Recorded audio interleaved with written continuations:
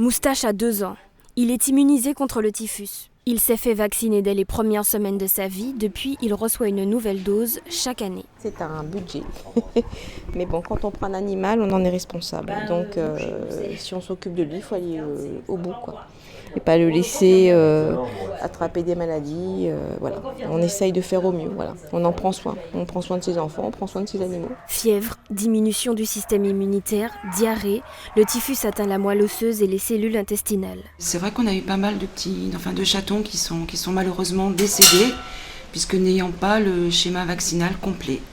Et c'est un virus qui est assez foudroyant, hein. Ça les emmène un laps de temps pas possible. La contamination se fait par voie urofécale. C'est-à-dire que le chat va renifler des selles d'un autre chat contaminé et va pouvoir se contaminer par la même occasion. Parfois, on peut même le ramener aussi, nous, avec nos chaussures. Donc c'est un virus qui va se propager assez facilement si l'animal n'est pas vacciné. Même s'il est efficace à 100%, le vaccin reste une mesure préventive. Dentiste, je reçois souvent des gens en consultation qui arrivent avec l'animal déjà malade et qui arrivent en me demandant de faire le vaccin pour soigner l'animal. Or, ce n'est pas comme ça. La vaccination permet une prévention, d'éviter d'attraper la maladie.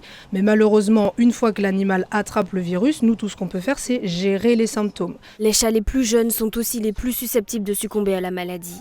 Ils peuvent être vaccinés dès 8 semaines.